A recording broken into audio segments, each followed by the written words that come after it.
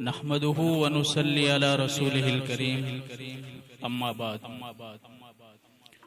मेरे मोहतरम उलमा इकराम, मेरे वडीलों और सज्जनों और मेरी माएँ और बहनें और मेरी प्यारी बेटियां, 15 अगस्त का दिन ये एक मोहब्बतों का पैगाम है, आज़ादी का दिन है।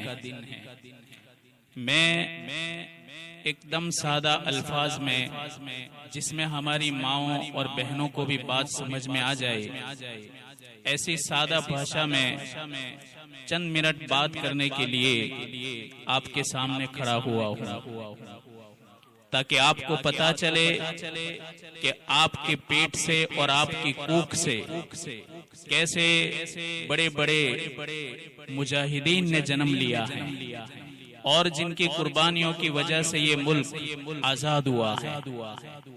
भारत हिंदी में कहा जाता है, हिंदुस्तान उर्दू में कहा जाता है, अल हिंद अरबी में कहा जाता है और इंडिया इंग्लिश के अंदर कहा जाता है।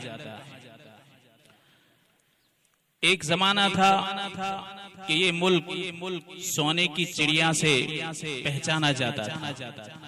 यहाँ मोहब्बत और अमन के गीत गाए जाते थे। हर जगह मालदारी, अमन, मोहब्बत, भाईचारगी फैली हुई थी और लोग अमन की जिंदगी गुजार रहे थे। हमको ये वतन जान से ज्यादा प्यारा है। हम तो नमाज पढ़ने से पहले पानी से वुजू करते हैं, फिर नमाज पढ़ते हैं।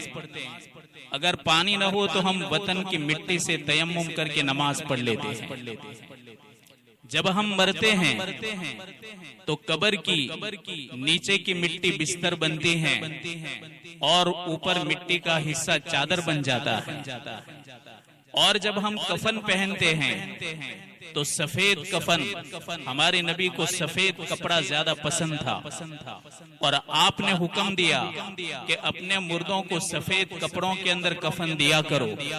सफेद कपड़ा अमन मोहब्बत की अलामत है।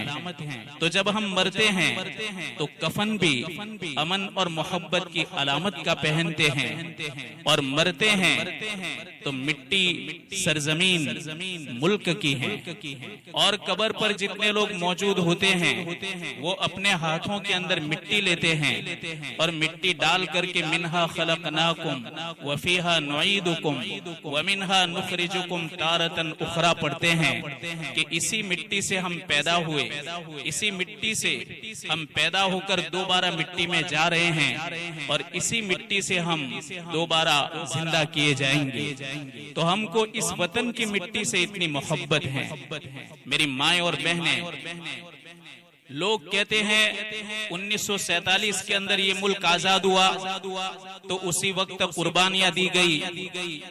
ये वही लोग बोलते हैं जिनको हिस्ट्री और तारीख मालूम नहीं। कुछ लोग कहते हैं 1857 से ये मेहनत शुरू हुई। ये भी वही लोग बोलते हैं जिनको तारीख मालूम नहीं। बल्कि इस मुल्क की आजादी के लिए 200 साल तक लगातार जद्दोजहद की है। 1757 के अंदर सबसे पहले नवाब सिराजुद्दौला ने जंगे आजादी लड़ी। इसके बाद शुजाउद्दौला ने, इसके बाद हैदर अली ने और इसके बाद सुल्तान टीपू रहमतुल्लाह अलैह ने। और वो 1799 के अंदर ये मर्दे मुजाहिद इस मुल्क से रुखसत हो जाता है। सुल्तान टीपू के जिसकी कभी भी तहज्जुद की नमाज फौत नहीं हुई, सुल्तान टीपू के जिसकी कभी भी सुन्नते गैर मुअक्कदा नहीं छूटी। हम तो नवाफिल और सुन्नते मुअक्कदा को छोड़ देते हैं, लेकिन सुल्तान टीपू ने अपनी जिंदगी के अंदर कभी भी सुन्नते गैर मुअक्कदा तक नहीं छोड़ी। ऐसे बड़े बड़े मुजाहिद इस मुल्क की मोहब्बत में जान देकर दुनिया से रुखसत हो गए। लेकिन ऐसे मुल्क के अंदर जब हम मणिपुर जैसी घटनाओं को सुनते हैं कि जहां जवान बेटियों को बरहना करके इनके जिस्म से कपड़े उतार करके और इनको गली कूचों के अंदर फिराया जाता है और उनको जुल्म और तशद्दुद का निशाना बनाया जाता है, और जब हम हरियाणा जैसी घटनाओं को सुनते हैं और जब हम चलती ट्रेन के अंदर एक यूनिफॉर्म धारी के जो खाकी वर्दी के अंदर होता है, जो खाकी वर्दी इस बात की अलामत है कि मेरी जान जा सकती है पर मैं देश के खातिर और देशवासियों के खातिर अपनी जान को कुर्बान कर दूंगा, लेकिन यही यूनिफॉर्म धारी जिस वक्त राक्षस बन जाता है और मुल्क के लीडर तमाशाई बन करके देखते रहते हैं, तो हमें ऐसा लगता है कि भारत रिवर्स में जा रहा है, भारत पिछली सदी की तरफ जा रहा है, तरक्की के बजाय भारत उल्टा जा रहा है। मेरी माएं और बहनें, आपको मालूम होना चाहिए, हिस्ट्री बड़ी लंबी है। मुझे तो ये कासिम भाई ने कहा कि 5-7 मिनट आप माएं और बहनें भी हैं, जवान बेटियां भी हैं और बच्चियां भी हैं, स्कूली बच्चे भी हैं, तो आप इनको सामने रख करके मुख्तसर कुछ हमारा जो मुजाहदा था इसको याद दिलाएं। आपको मालूम होना चाहिए कि जिस वक्त सुभाष चंद्र बोस इन्होंने आजाद हिंद जिस वक्त ये फौज बनाई तो ये रंगून में मौजूद थे। रंगून में बहादुर शाह जफर के मकबरा के सामने एक इजलास के अंदर उन्होंने इस मुल्क की आजादी के लिए चंदा मांगा, तो वहां पर एक मुसलमान व्यापारी जिसका नाम है अब्दुल हबीब मारफानी, पुराने जमाने के अंदर उस व्यापारी ने 1 करोड़ का चंदा दिया था। आज इस वक्त 1 करोड़ कितनी बड़ी रकम लगती है।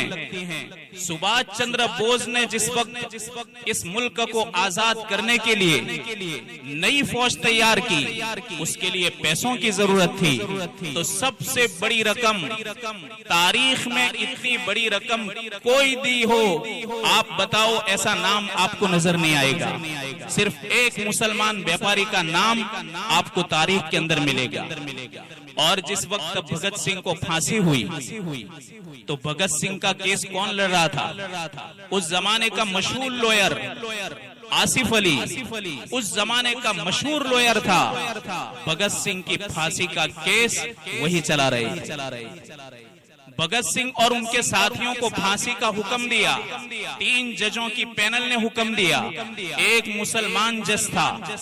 जिस वक्त उनको फांसी का हुक्म सुनाया गया तो फांसी के हुक्म पर 2 जज ने साइन कर दी, लेकिन मुसलमान जज ने सिग्नेचर करने से इनकार कर दिया कि मेरी जमीर गवारा नहीं करती कि मैं इस मुल्क के मुजाहिद को फांसी देने के लिए मेरा ये कलम और मेरा ये हाथ साइन करके उस पर जुल्म करके मेरा ये जमीर गवारा नहीं करता। ये मुसलमान है। झांसी की रानी लक्ष्मीबाई, ये बच्चे पढ़ते हैं, ये बच्चियां जानती हैं कि झांसी की रानी लक्ष्मीबाई कौन है। झांसी की रानी लक्ष्मीबाई को 10,000 की फौज के साथ मदद करने वाला कौन है? ये नाम आपको सिर्फ एक मिलेगा, नवाब अली बहादुर खान। इस आदमी ने झांसी की रानी की मदद करके दुश्मनी की, अंग्रेजों की दुश्मनी मोल ली। अंग्रेजों ने उस पर जुल्म किया, तशद्दुद किया और जुल्म का निशाना बनाया, लेकिन ये सब कुछ बर्दाश्त किया, लेकिन इन्होंने अपनी मदद को जारी रखा। तारीख के हर वर्ग पर और हर सफ़े पर हमारी निशान मिलेंगे। और आप ही, एक औरत जब बेदार होती हैं, एक औरत जब पढ़ी लिखी होती हैं, तो फिर अपने बच्चों को मुल्क का लीडर बना सकती हैं और बड़ा से बड़ा आदमी बना सकती हैं। इस मुल्क में किसी को भी जिहाद और आजादी के बारे में मालूम नहीं था। सबसे पहला आदमी हजरत शाह वलीउल्लाह मुहद्दिस देहलवी रहमतुल्लाह अलैह, इस मुल्क के बहुत बड़े मुहद्दिस थे। इन्होंने सबसे पहले आजादी की चरवर शुरू की और अंग्रेजों के खिलाफ जिहाद का फतवा देने वाला उस जमाने का सबसे बड़ा मुहद्दिस, सबसे बड़े आलिम शाह अब्दुल अजीज मुहद्दिस देहलवी रहमतुल्लाह अलैह थे। और अपनी गर्दन देने वाले शाह सैयद अहमद शहीद और शाह सैयद इस्माइल शहीद रहमतुल्लाह अलैह ये वक्त के बड़े बड़े उलमा थे। इन्होंने अपने वक्त और अपनी जान की कुर्बानी, माल की कुर्बानी दी। तो हमको चाहिए कि हम तारीख पढ़ें। हमको ताज्जुब उस वक्त लगता है कि जिस वक्त सलाहें दी जाती हैं हर घर तिरंगा की, तो हमें ऐसा लगता है कि मजलूमों को जख्मी करने के बाद तिरंगा के जरिए उनका ड्रेसिंग किया जाता है। हमें ऐसा शक होता है कि कहीं हमारे जख्मों के ऊपर ड्रेसिंग हो रहा है। तो मेरे भाइयों, मेरे लड़कों, जवानों, हम इतने अनभक्त न बने। हम अनभक्त बनने के बजाय हम सोचे और समझे कि इस मुल्क के अंदर हमको जैसे हमारे हुकूक हैं वो हुकूक मिल रहे हैं कि नहीं मिल रहे। क्या आज भी हम आजाद हैं कि आजाद नहीं? खाली हमारे बदन आजाद नजर आए लेकिन दिल और दिमाग तो आज भी गुलाम नजर आ रहे हैं। इसलिए हमें चाहिए कि हम बेहतर से बेहतर तारीख को समझे, हमारे बच्चों को भी समझाए, ताकि हमें पता चले कि इस मुल्क के खातिर हमने कितनी कुर्बानियां दी हैं। जो नस्ल और जो कौम से नाशना हो जाती हैं और तारीख को भूल जाती हैं, तो मेरी माएं और बहनें और मेरे जवान भाइयों और बहनों, ये मुल्क जिस वक्त इस हाल से गुजर रहा था कि उलमा की जरूरत पड़ी तो 56,000 उलमा ने अपनी गर्दन के नजराने पेश किए। 5 लाख मुसलमानों ने अपनी गर्दन के नजराने पेश किए। हम इन कुर्बानियों को न भूले ताकि हम बेहतर से बेहतर अपने दिलों के अंदर जज्बा रखें और हम इस मुल्क के अंदर एक अमन और शांति का पैगाम बनाए रखें। ये एक मुसलमान की पहचान है। वाखिर दावाना